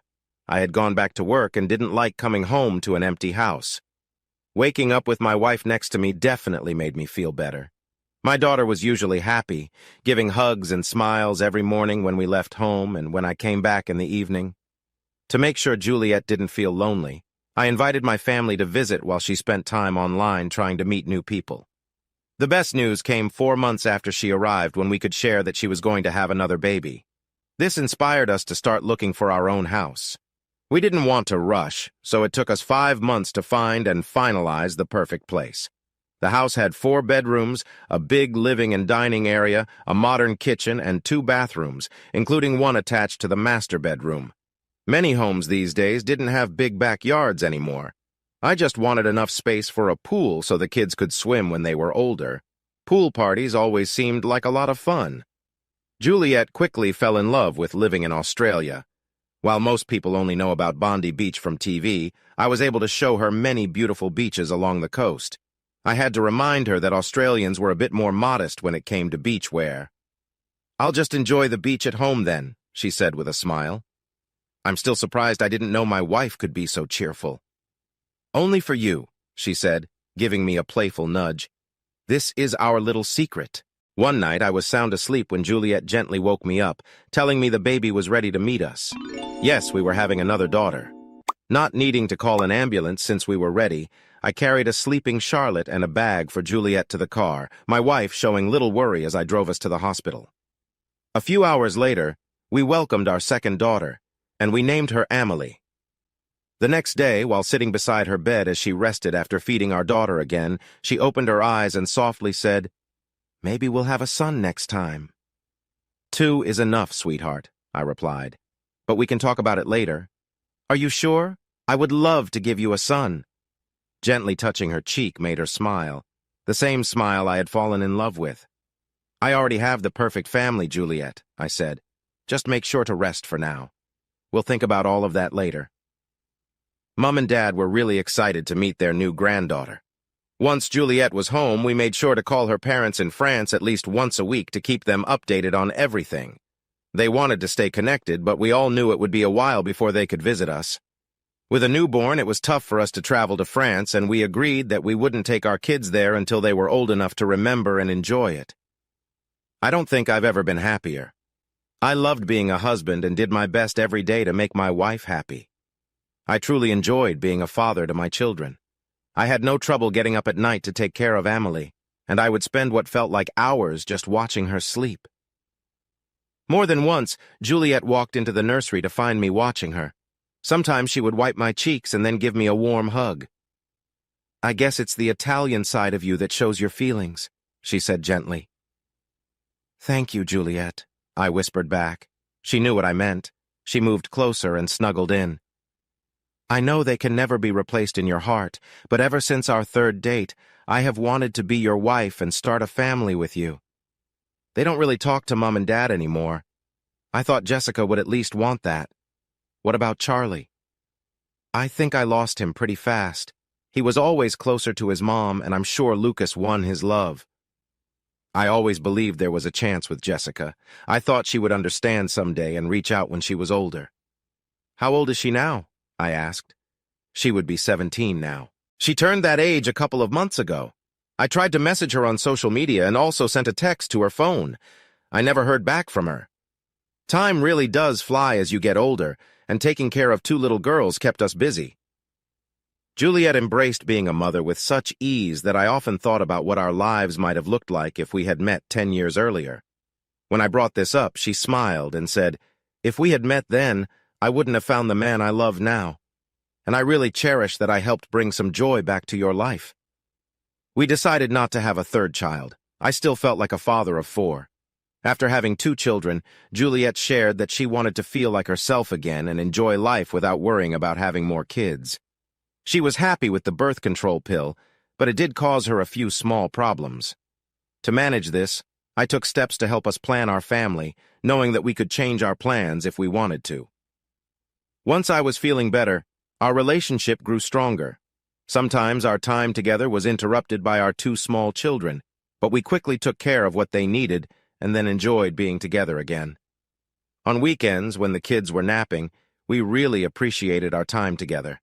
My parents and sisters loved to babysit, giving Juliet and me some chances for quiet moments. This often meant we could rest a bit. I loved watching my girls grow each day. Charlotte was starting to show her own character, while Amelie was a happy little baby, excited for all the new things to come. To say my life was as joyful as it could be would be an understatement. I had loved my ex-wife and my kids, and I will always cherish my children. However, My feelings for Juliet were stronger than I had ever felt before. Maybe it was because she stood by me when my life was difficult.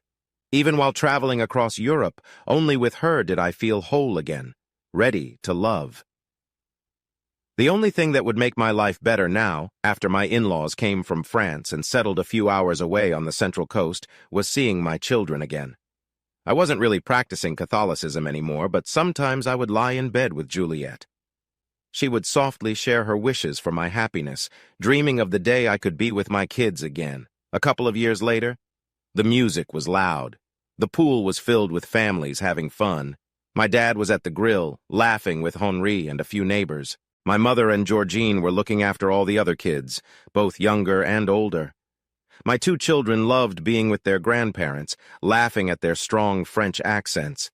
It was so loud that I could barely hear the doorbell. Before leaving my wife, I gave her a quick kiss and walked through the house to the front door. When I opened it, I saw a young woman I recognized right away. I unlocked the screen door and opened my arms. She hurried into my embrace and cried for a bit as I held her. "I'm sorry, Daddy," she sniffled. "I'm so sorry." I gently told her, "It's okay. You're here now and that makes today better." I don't know how long we stood there until I heard someone clear their throat. I turned around and saw Juliet smiling at me, understanding what was happening. I took the bag from outside, held my daughter's hand, and led her inside. "I left, Daddy," she whispered. "I left them. Everything was a lie." "Sweetie." "No, Daddy," she said, her voice shaking. "I may have been young, but I should have figured it out." Then she paused, seeing my wife smiling at her. "Who is this?" "Jessica. This is my wife, Juliet. Honey, this is my daughter." "I know who this is, Mark." Juliet walked over to Jessica and hugged her tightly. "Welcome home, dear. I'm so happy to finally meet you." They shared a special moment, and then Juliet gently took Jessica's hand and guided her to our collection of family photos. Among them was a beloved picture of me, my wife, and our two daughters, along with a photo of me, my son, and my daughter. This brought more tears, and Juliet and I hugged each other closely again. Soon enough, family members started to come looking for us. First, it was my mom and dad, and there was no way to keep Jessica a secret from them. I took her outside where she met Juliet's parents first, then I introduced her to her little sisters. "Jessica, this is Charlotte and Amelie. Girls, this is your big sister Jessica." The three of them clicked right away. "Daddy, why is she crying?" Charlotte asked sweetly. "Because she's happy, honey," I answered. We weren't having a special event. Our family just liked to gather at least once a month. We always invited friends and neighbors to join us. Many families on our street had young kids, and we had made friendships that would last a long time. Soon, I said I needed to step away for a moment. I took Jessica by the hand and led her into the living room. Juliet would make sure we could have some private time. "Wait, Daddy, I have something." Jessica ran off for a moment and came back with a worn envelope. I quickly guessed what was inside. Sitting beside me on the couch, she tucked her legs under her and leaned in close just like before. I wrapped my arms around her, needing a moment to sort out my feelings. "I love you, Daddy," she said softly. That was it for me. Jessica moved onto my lap, giving me a big hug. "I've missed you so much," I replied quietly. It was Mom, Daddy, her and him. "Charlie?" I asked, hoping for the best. "He'll never come here, Daddy. Lucas won her over with his money. He doesn't hate you, he just doesn't care." "And you?" "I made a mistake, Daddy. I never stopped loving you, but Mom and him, I didn't like calling him Dad, but I had to." She smiled a little. "I never called him Daddy. That's your name. So what happened?" "It took some time, but I figured it all out for you. Mom left you because Lucas had a lot of money. He bought her love, just like I thought you'd know. I'm not sure if she truly loves him, but I do know he loves her a lot. It's really sad. I don't think they ever had a close bond, but I understand why everyone was so focused on Charlie." "What do you mean?" "They took me away just to hurt you, Dad. Mom always knew I was your little girl and how much you loved me. I know you cared for Charlie, but I always felt special to you. All daughters are special to fathers who love them. It's great that you're here, Jessica." Mom said I couldn't talk to you anymore.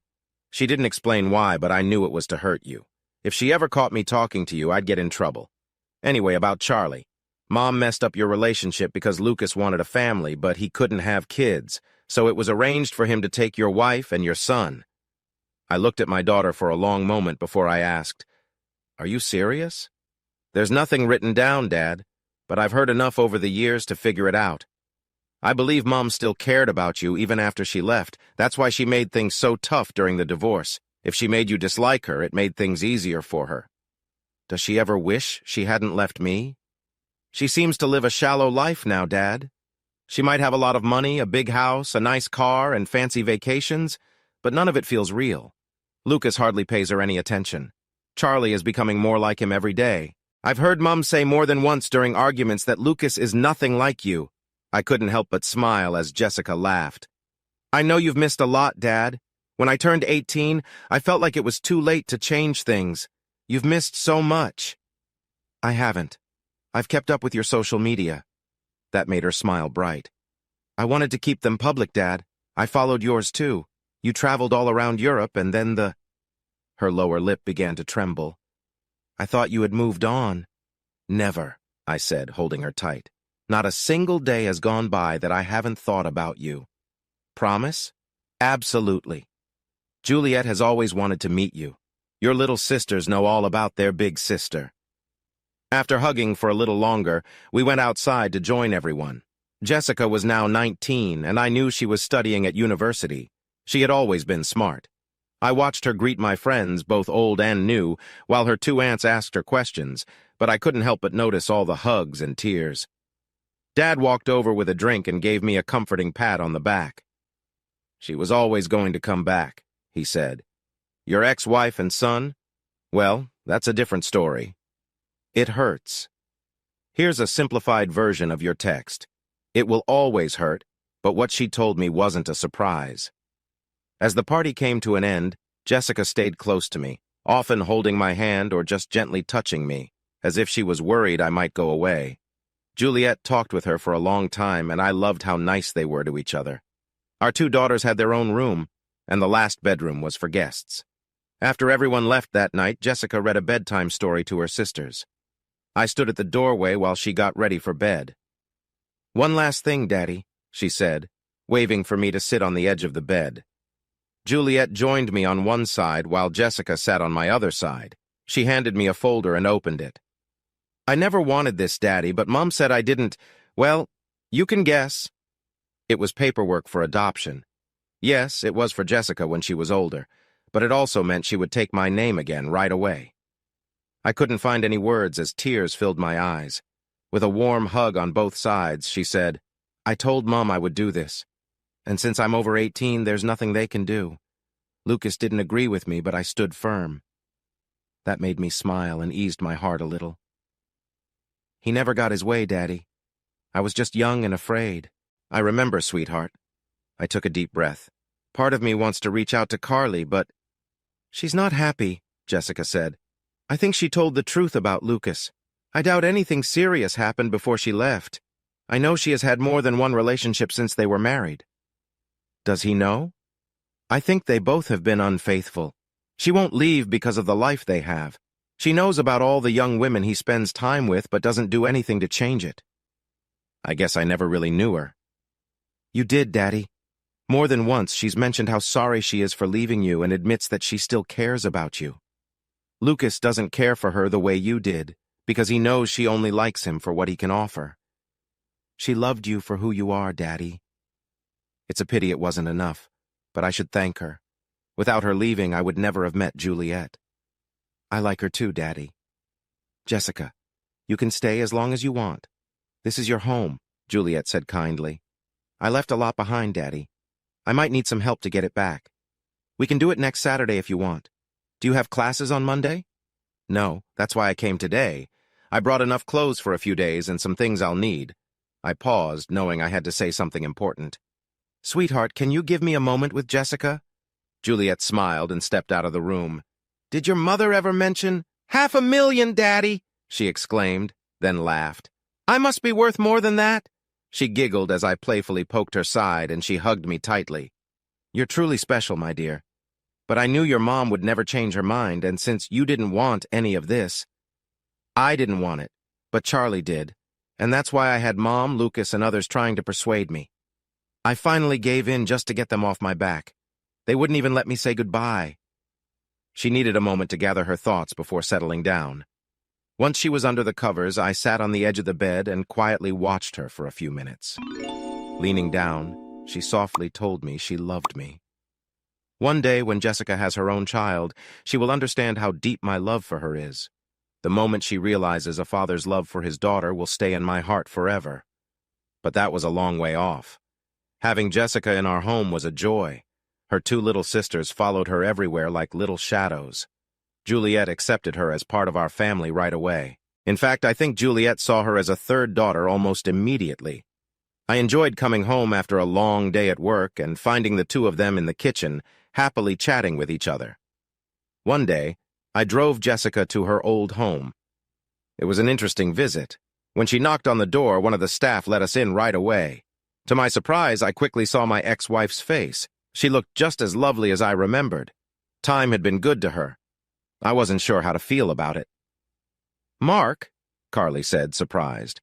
What surprised me was the small smile on her face. "Hi, Carly. What are you doing here?" "I'm here to get some of my things, Mom," Jessica answered for me. "I'm living with Daddy now." Carly opened her mouth like she wanted to say something, but then just nodded. "You know he's going to stop helping you," she said. "I don't care," Jessica replied confidently. Jessica kissed my cheek and went upstairs, leaving me alone with Carly. "Do you still dislike me?" she asked after a quiet moment. "No, not really. Why bother? I've moved on. I still feel a bit annoyed about some things that happened, but having Jessica back has helped heal most of the old wounds." "I'm sorry," she said quietly. "Do you mean it?" She nodded seriously, so I asked, "Why?" "Because even though I thought differently, my life isn't better. Yes, the big house and nice car are good, and having money is nice, but there's no love. Lucas hasn't cared about me in years. As for our son, he's not the same young man you would remember. I lost him to Lucas a long time ago, and now I've lost my daughter, too." "Why don't you just leave?" "Because I'm not any better than him, Mark. And I think Jessica knows more than she shows. Lucas is hardly around nowadays, and I know why. I don't see Charlie very often, even though he still lives here." She led me to a nearby couch and went through a door. A couple of minutes later, she came back with a bottle of beer and a glass of wine for herself. When she sat next to me, I couldn't help but notice her and felt a little sorry for what had happened before. She saw my reaction and turned red. "You look good, Mark," she said. I try to stay fit, and even though Lucas suggested some big changes, I chose to just take care of myself. I want to get older the best way I can. "Why did you do it, Carly?" She sighed, finishing her wine until only a third was left, then shook her head. "Because I made a mistake. I knew what Lucas was like, but when he started paying lots of attention to me, showing off his money, and giving me gifts while talking about the life we could have together." "Did you get involved with him during that time?" "No. I told him I wouldn't start anything until I was completely done with you." "I still made him wait until 3 months before our divorce was final," she said with a bitter laugh. "He's really lost in many ways, Mark." "I guess that should make me feel better," he replied. "It should. You always knew how to understand me. He hardly tries and thinks that basics will be enough." She felt a little embarrassed for a moment, then chuckled to herself. "Wow, I'm talking to my ex-husband about this." "The kids, Carly. Why did you take the kids away from me?" That's when she had to wipe her eyes. "He spent months trying to win me back, Mark. He can't have kids himself, so he wanted Charlie. He didn't care about Jessica. That was just to get back at me, but he really wanted a son." Here's a simplified version of the passage while maintaining the storytelling tone and ensuring it's appropriate. "Given what happened between us and everything he did to keep me close, our son didn't have much chance." "But you just stood by and let it happen?" "I knew deep down that it wasn't right, but I thought I loved him and that he loved me. I wanted to do anything to make him happy." He smiled when I shared how you handled those tough moments. I should have paid attention to that, but I was too caught up in what he was giving me. "I have to thank you for one thing, Carly. Because of what you did, I met Juliet, and now I have my 2 daughters. I know, Jessica always reminds me how happy her father is in his new family. I've spent years wishing things were different. None of my friends seem to care, and my parents only focus on Lucas." As I took a sip of my drink, Jessica came to the doorway, waving for Carly to sit in the chair nearby. I turned to Carly and finally said, "When everything was going on, I used to think about getting back at you. I really considered making him pay for what he did. As for you, I'm not sure how I would have reacted. I'm not one for direct conflict, but I might have thought of another way to handle it. Over time, I learned to let go of my anger. It wasn't good for me. When I met Juliet and we fell in love, I realized that even though I had some scars, life could still be good." "Looks like you ended up better off," Carly said. "I should be upset about everything you've done, Mom," Jessica said. "But I won't be because Daddy just explained that holding on to those feelings won't help me. I'm going to live with Daddy and Juliet. They said I can stay as long as I want. I need some time away, but I don't want to see Lucas or Charlie anymore. Mom, he has no good reason to act like that anymore." "I understand." "I know," Carly said sadly, "but you are still my mom, and one day I will be able to forgive you, just like Daddy has." Carly looked surprised. "You forgive me?" she asked. "I did a while ago because I learned that the best way to move on is to focus on living well. The only reason I'm here now is that I thought you might be here, and we could finally talk. Now that I know the truth, I don't feel better or worse. We both have things we wish we had done differently, but that's life. Everyone makes mistakes, no matter how old we are." "I'm ready, Daddy." Jessica had a suitcase and a few smaller bags that I carried outside to my truck. My daughter hugged her mom goodbye, and when I saw my ex-wife cry, a small part of my heart went out to her. She felt a sense of loss, like what I had experienced. Instead of feeling happy about it, I asked Jessica to keep in touch with her mom so they could stay connected. That made my ex-wife smile at me happily, and Jessica gave me a kiss on the cheek when we got back on the road. She said her daddy was a good man. At dinner that evening, my wife sat next to me as usual, with our 2 daughters across from us. The table was big enough for Jessica to sit between them. I couldn't help but grin, feeling happy that my family was whole. My little girl was getting married. Emily was now 22, and she had been with Wayne since she was 16. I felt joy thinking about her marrying her high school sweetheart. She had met Wayne when they were both teenagers. I shared the same advice with him that I had given to all of Charlotte's boyfriends, just like I had when Jessica's husband came along. Emily laughed and said I was being silly. She told me she loved Wayne and that he loved her too. She was right when he asked her to marry him while they were both at university. Now they were ready to start their life together. I walked Jessica down the aisle when she married her fiancé at 25. I had missed so much of her life, and it felt like a lot. I struggled to keep smiling as she held my arm tightly with each step. It was hard to hold back tears when I first saw her in her wedding dress. Charlotte wasn't married or engaged. She was living at home with her parents after a tough breakup. When I came back a few hours later with sore hands, it showed that maybe I had some work to do. Charlotte just hugged me tightly and thanked me for being there for her. Emily's maid of honor peeked through the door. "Just a few more minutes, Mark," she said. "Juliet will be here soon." Juliet walked in a couple of minutes later, looking great in the dress she had picked. I hugged her just as Carly came in the door, looking lovely as always. She smiled while we both looked at her. Yes, Carly was invited to the wedding. She was also at Jessica's wedding. About a year after Jessica moved back in with me, news broke that she was leaving Lucas Wilson. She moved into a small apartment on the edge of the city and quickly started the divorce process. To my surprise, it didn't get as messy as I expected. In the end, Lucas decided to settle instead of having to pay support. Charlie chose to support Lucas in the divorce, even turning away from his own mom. It was disappointing, and both Carly and his sister cut ties with him. As for me, I hadn't heard from him at all since before the day I signed the adoption papers. I had changed my mind about my children, and now I saw myself as the father of only 3 daughters. I wouldn't call Carly a friend, but I was surprised when she moved closer to her daughter after receiving a big sum of money. Jessica eventually forgave her mother, and I was happy to see that Jessica felt she had 2 mothers. When Juliet started meeting Carly for coffee, I smiled because Juliet was worried about how I would feel about it. "Carly needs a real friend," I told her. I remember our last talk. I could tell she felt very alone. "That shows how kind you are, Mark," she said with warmth. Then Emily's maid of honor stopped by to let me know that my daughter was ready to get married. Juliet and Carly each gave me a light kiss on the cheek. I was always taken aback when Carly acted that way, and I was even more surprised that Juliet never seemed jealous. She had just told me that Carly understood our relationship. I was with Juliet, and she cared deeply about that connection. Amelie turned to look at me, and I almost lost my composure. Her smile brightened the whole room as I pulled her into a hug. "You look so beautiful, sweetheart," I whispered, then sighed.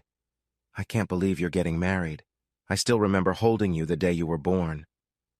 "I'll always be your little girl, Daddy," she replied softly. "And you already think of Wayne as your own." She was right. I often called him son. I did the same with Jessica's husband. Since he didn't have a close relationship with his own father, Jessica appreciated how close we had become. As I walked her down the aisle, everyone was smiling as we passed by. Amelie surprised us all by choosing to have the wedding in a church. Wayne wasn't very religious, but Amelie always kept an open mind about it. Even though she didn't attend church, she got permission for a wedding there. The ceremony went smoothly, and after all the usual wedding activities, we headed to a nearby hotel ballroom for dinner and the celebration. There were the typical speeches before we ate, and then the dancing started. Charlotte and Jessica wanted to dance with me after Amelie had her special dance with her dad. Juliet danced close by, excited about the night. When it was time to dance with Carly, she put her head on my shoulder and let out a soft sigh. "I remember our wedding, Mark. It was simple but full of love," she said quietly. "Do you think you'll get married again?" I asked. "Not a chance. I might find someone for companionship. Maybe share a place sometimes, but I'm all done with that. I let a good man go." "Have you made peace with that?" "It's been years now, Carly." "I know, but that doesn't mean I don't feel sad on days like this. You married a wonderful woman, Juliet. We have a daughter together, and you have 2 daughters with Juliet. I think we've done a good job." She leaned back to look into my eyes. "But I have to thank Juliet for helping you heal. I did something really wrong." "Don't think about it today, Carly. Today is a nice day. You know I still care about you, right?" "I see that. The important thing is that I've forgiven you. Even if I don't always feel great about it, I do consider you a friend now." That thought made her lip quiver before she rested her head against me. Juliet came over and joined us. "I won't share my husband with you, Carly, but you can visit any time you want. If you'd like, you can also take our daughter out for the night." Carly had to let me go, leaving a gentle touch on my cheek before hugging Juliet tightly. I was surprised to see that my wife and ex-wife had become friends, but I was happy for them. Juliet cuddled up to me as we moved gently on the dance floor. Then she glanced around and led me to the bride and groom to say goodnight. "Good night, Daddy," Amelie said with a playful smile. Once we were in our room, my wife asked for my help with her dress. She grinned as I admired her. Even after all these years, she still had a special charm. I knew I needed some time to relax before we did anything else. Being with my wife was just as rewarding as it had been over 20 years ago. But what I cherished most was the quiet moments we shared afterwards, feeling our hearts beat together. Her fingers gently brushed the gray and silver strands on my chest while I kissed her forehead. My wife knew how much I loved her and how grateful I was for everything she had done. I had been faithful to her since the day we met. We had shared a long and joyful life together, and I promised to spend each day trying to make her as happy as she had made me. I had felt broken when I first met her, but her love helped me feel strong again. Our life together had been amazing, and I looked forward to many more happy years ahead. Hey audience, if you liked this video and want to keep up with more thrilling stories, make sure to subscribe to Prince Cheating Tales and hit the notification bell. You don't want to miss out on our upcoming adventures. Thanks for watching, and we'll see you in the next wonderful story.